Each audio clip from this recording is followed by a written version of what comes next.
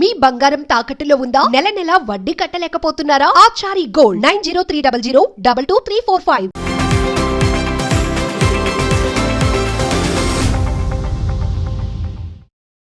నమస్తే, welcome to Magna TV. నేను Aditya.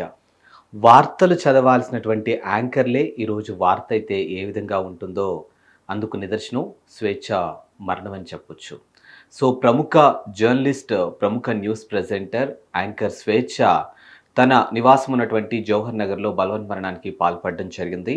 So నిన్న రాత్రి ఆమె ఫ్యాన్కి ఊరేసుకొని బలవన్మరణానికి పాల్పడడం జరిగింది. దానికి సంబంధించినటువంటి డీటెయిల్స్ కూడా కుటుంబ సభ్యులే బయటకు చెప్పినటువంటి సందర్భాలు మనం చూస్తూనే ఉన్నాం.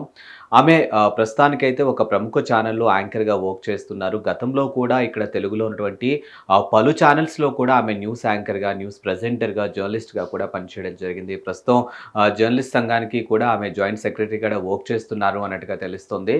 సో గతంలో అంటే ఆమె ఒక వర్క్ పరంగా ఆవిడ ఎంత యాక్టివ్గా ఉంటారు, ఎలా మాట్లాడతారు, ఎవరితో ఎలా రిసీవింగ్ ఉంటుంది, మాట్లాడే విధానం ఏ విధంగా ఉంటుంది, వర్క్ స్టైల్ ఏ విధంగా ఉంటుంది, వీటన్నిటి విషయంలో కూడా యాంకర్ స్వేచ్ఛకు ఉన్నటువంటి పేరు ఒక ప్రత్యేకమైనటువంటి పేరు అని చెప్పొచ్చు. 2 తెలుగు రాష్ట్రాల నుంచి కూడా ఆమె యాంకరింగ్ స్టైల్కి కూడా చాలామంది అభిమానులు సంపాదించుకున్నారు. ఇటు సోషల్ మీడియాలో కూడా ఆవిడ ఎప్పుడూ కూడా చాలా యాక్టివ్గా ఉంటారు. ఆమె ఒక జర్నలిస్ట్ మాత్రమే కాదు, ఒక యాంకర్ మాత్రమే కాదు, తెలంగాణ ఉద్యమం సమయంలో కూడా ఆవిడ చాలా యాక్టివ్గా పనిచేసినట్టుగా కుటుంబ సభ్యులు చెప్తూ ఉన్నారు. ఎట్ ద సేమ్ టైం ఆమె ఒక రైటర్ అని కూడా చెప్తున్నారు. సో ఆమె ఇటీవల కాలంలో ఒక బుక్ కూడా రాసి దాన్ని కూడా పబ్లిష్ చేయడం జరిగింది. దానికి సంబంధించినటువంటి డీటెయిల్స్ కూడా ఇప్పుడు సోషల్ మీడియా వేదికగా కనిపిస్తూనే ఉన్నాయి.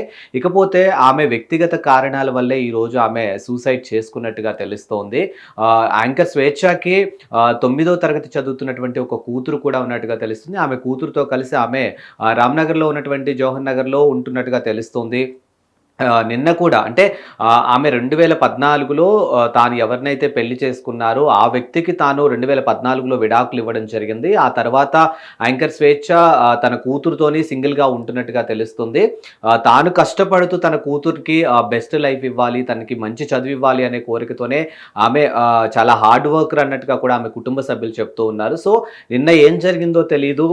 గత కొంతకాలంగా అంటే భర్తతో విడిపోయిన తర్వాత స్వేచ్ఛ పూర్ణచంద్ర అనే ఒక వ్యక్తి లివింగ్ లో ఉన్నట్టుగా తెలుస్తుంది. గత కొంతకాలంగా ఆయనకు కూడా పెళ్ళయి పిల్లలు ఉన్నట్టుగా తెలుస్తుంది. ఈ విషయాలన్నీ కూడా స్వేచ్ఛ తండ్రి స్వయంగా బయటికి చెప్పడం జరిగింది. సో ఈరోజు తన కూతురు మరణానికి కేవలం పూర్ణచంద్రే కారణం అంటూ పూర్ణచంద్ర పైన ఆయన చికట్పల్లి PS లో కూడా కంప్లైంట్ చేశాడు అన్నట్టుగా ఒక ప్రముఖ ఛానల్కి చెప్పినటువంటి అంశాలు ఇప్పుడు సోషల్ మీడియా వేదికగా మనకు కనిపిస్తూ ఉన్నాయి. అండ్ మరోవైపు నిన్న ఏదైతే తన కూతురు స్కూల్ నుంచి తిరిగి వచ్చిన తర్వాత రాత్రి 8 గంటల ఆ ప్రాంతంలో స్వేచ్ఛ డోర్ పెట్టుకొని లోపలే ఉండడంతో స్కూల్ నుంచి ట్యూషన్ నుంచి తిరిగి వచ్చినటువంటి ఆ పాప ఎంతకీ డోర్ తీయకపోవడంతో కిందటువంటి వాచ్మెన్ సహాయంతో పైకి వచ్చి మరొక్కసారి డోరు ఓపెన్ చేసే ప్రయత్నం చేయడంతో ఒక్కసారిగా తల్లిని అలా ఫ్యాన్కి వేలాడుతున్నటువంటి దృశ్యాలు చూసి ఆ చిన్ని మనసు అనేది తట్టుకోలేకపోయింది. వెంటనే ఇమీడియట్గా పూర్ణచంద్రకి కాల్ చేసి నీ వల్లే ఈరోజు మా అమ్మ చనిపోయింది అనే అంశాలని కూడా ఫోన్లో కొంచెం దుర్భాషలాడుతూ మాట్లాడింది అన్నట్టుగా కూడా అక్కడ ఉన్నటువంటి వాచ్మెన్ ఇచ్చినటువంటి సమాచారం ప్రకారం కూడా మనకి ఇక్కడ సోషల్ మీడియా వేదికగా కనిపిస్తుంది. ఎట్ ద సేమ్ టైం స్వేచ్ఛ తండ్రి కూడా ఈరోజు తన కూతురు చావుకి కేవలం పూర్ణచంద్రే కారణం అన్నట్టుగా కూడా ఆయన కూడా ఒక స్టేట్మెంట్ ఇవ్వడం జరిగింది. గత కొంతకాలంగా పూర్ణచందర్ తో స్వేచ్ఛ లివింగ్ లో ఉంటుంది. బట్ అవతల పూర్ణచందర్కి కూడా భార్య పిల్లలు ఉన్నారు కాబట్టి వాళ్ళని వదిలేసి ఇక్కడికి రాలేడు కాబట్టి కొద్ది రోజులు వెయిట్ చేసి నేను ఖచ్చితంగా వాళ్ళకి డివోర్స్ ఇచ్చి నేను నీతో వస్తాను, మళ్ళీ మనం పెళ్లి చేసుకొని కొత్త జీవితాన్ని ప్రారంభిద్దాము అని పూర్ణచందర్ చెప్పాడు అన్నట్టుగా స్వేచ్ఛ తండ్రి మాటల్లో మనకైతే అర్థమవుతుంది. బట్ ఏం జరిగిందో తెలియదు. మొత్తానికైతే వాళ్ళిద్దరి మధ్య జరిగినటువంటి ఆ గొడవల మధ్య లేకపోతే వాళ్ళిద్దరి మధ్య జరిగినటువంటి ఆ డిస్కషన్స్ వల్లే ఈరోజు స్వేచ్ఛ చనిపోయింది అన్నట్టుగా తన తండ్రి చెప్తున్నటువంటి అంశాలు మనకి ఇక్కడ కనిపిస్తూ ఉన్నాయి. నిన్న కూడా అంటే నిన్న మధ్యాహ్నం ఆ ప్రాంతంలో స్వేచ్ఛ తండ్రికి స్వేచ్ఛ కాల్ చేసి ఇమీడియట్గా ఒకసారి ఇంటికి రానా అన్న అంటే నేను వేరే మీటింగ్లో ఉన్నాను, నేను ఇప్పుడు రాలేను, కొంచెం సమయం తర్వాత వస్తాను అన్నప్పుడు లేదు నువ్వు అర్జెంటుగా రావాలని మళ్ళీ సెకండ్ టైం స్వేచ్ఛ కాల్ చేసినట్టుగా కూడా తెలుస్తుంది. ఫోన్లో కూడా తన తండ్రితోని నేను పూర్ణచంద్ర విడిపోతున్నాము అన్నట్టుగా చెప్పారు అన్నట్టుగా ఆయన మాటల ద్వారా మనకు అర్థమవుతుంది. ఇంటికి వచ్చిన తర్వాత కూడా ఒకసారి పూర్ణచంద్రతో మాట్లాడు, నేను డ్యూటీకి వెళ్తున్నానని స్వేచ్ఛ చెప్పారు చేస్తారు అన్నట్టుగా ఆయన చెప్పడం జరిగింది. లేదు లేదు ఫస్ట్ నేను నీతో మాట్లాడిన తర్వాత నేను పూర్ణచంద్రతో మాట్లాడతాను అన్నట్టుగా వెళ్ళి కూతురుతో మాట్లాడడం జరిగింది. కూతురుకి కూడా తను చెప్పినట్టుగా అంటే ఆ కూతురు కూడా తన తండ్రిని రిక్వెస్ట్ చేసినట్టుగా తెలుస్తుంది. అంటే నన్ను పూర్ణచంద్రని మళ్ళీ కలిసుండు అని చెప్పే ప్రయత్నం మాత్రం నువ్వు చెయ్యకు అన్నట్టుగా తన తండ్రికి తన కూతురు చెప్పారు అన్నట్టుగా ఆ మాటలు కూడా ఆయన బయటకు చెప్పడం జరిగింది. ఆ తర్వాత ఆయన బయటకు వచ్చి కూర్చోవడం, తర్వాత ఆయన ఇంటికి వెళ్ళిపోవడం, ఈ మనవరాళ్ళు ట్యూషన్కి వెళ్ళిపోవటం. సో మరి ఏం జరిగిందో మొత్తానికైతే స్వేచ్ఛ బలవన్మరణానికైతే పాల్పడడం జరిగింది. ఈరోజు అంటే గత కొంతకాలంగా తనని పెళ్లి అంటే ఇప్పటికే మనం లివింగ్‌లో ఉంటున్నాము. చాలా సంవత్సరాలు అయిపోయింది. ఇంట్లో పాప ఉంది. చూసే సొసైటీకి కూడా నేనేం సమాధానం చెప్పుకోవాలి? ఆల్రెడీ ఒక్కసారి నా వ్యక్తిగత జీవితం అనేది, నా మ్యారిటల్ లైఫ్ అనేది వరస్ట్‌గా అయిపోయింది. సో అనుకున్నంత సాఫీగా జరగలేదు. సో ఇప్పుడైనా నా కొత్త జీవితాన్ని హ్యాపీగా ప్రారంభించాలి. మరి దీనికి కూడా మనం ఇంకా ఎన్ని రోజులు దీన్ని ఇలా ప్రొలాంగ్ చేస్తాము. సో దీనికి ఏదో ఒకటి కన్క్లూజన్ చెయ్యి అన్నట్టుగా స్వేచ్ఛ పూర్ణచందర్‌ని అంటే ఆయన్ని కొంచెం గట్టిగా మాట్లాడినట్టుగా తెలుస్తోంది. బట్ ఆయన మాత్రం మరి పెళ్లికి నిరాకరించాడా, లేకపోతే తన కుటుంబాన్ని వదిలేశాడా, లేకపోతే స్వేచ్ఛని వదిలేస్తానని చెప్పాడా, రీజన్స్ ఏంటనేది మొత్తానికైతే తెలియదు. బట్ ఇవన్నీ కూడా స్వేచ్ఛ తండ్రి చెప్తున్నటువంటి మాటల ఆధారంగానే మనం ఇక్కడ దీని గురించి డిస్కస్ చేయాల్సి వస్తుంది. ఎందుకంటే ఆయన చిక్కట్పల్లి పిఎస్లో కంప్లైంట్ చేసినటువంటి అంశాలు కూడా మొత్తం ఇవే కనిపిస్తూ ఉన్నాయి. అంటే తన కూతుర్ని మోసం చేయడం వల్లే తన కూతురు చనిపోయింది అన్నట్టుగా ఆయన స్టేట్మెంట్ ఇవ్వడం జరిగింది. అట్ ద సేమ్ టైం ఇటు స్వేచ్ఛ వాళ్ళ కూతురు కూడా ఈరోజు మా అమ్మ చావుకి పూర్ణచంద్రే కారణం అన్నట్టుగా ఫోన్లో ఆయన తిట్టింది అన్నట్టుగా వాచ్మెన్ మాటలు బట్టి కూడా మనకు అర్థమవుతుంది. సో నిన్న మధ్యాహ్నం కూడా వాచ్మెన్ భార్య పైకి వెళ్ళినప్పుడు కూడా ఎందుకో డల్గా కనిపించింది. కానీ ఇలాంటి ఒక సంఘటనలు మేము వినాల్సి వస్తుంది, ఇలాంటి ఒక అంశం మా వరకు వస్తుందని మాత్రం వాళ్ళు ఊహించలేకపోయారు.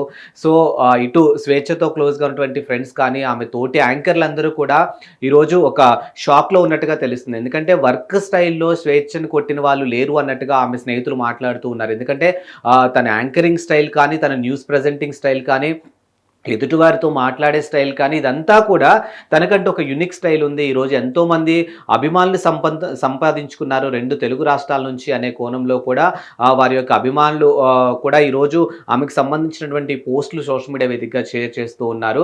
బట్ ఏదేమైనప్పటికీ కూడా అంటే ఇటు సమాజానికి అటు ప్రభుత్వానికి మధ్య వారధిగా ఉండాల్సినటువంటి న్యూస్ ప్రెజెంటర్స్ కానీ, జర్నలిస్టులు కానీ వీళ్ళంతా కూడా వాళ్ళ యొక్క ప్రాముఖ్యత కానీ అదంతా మనందరికీ తెలిసిందే.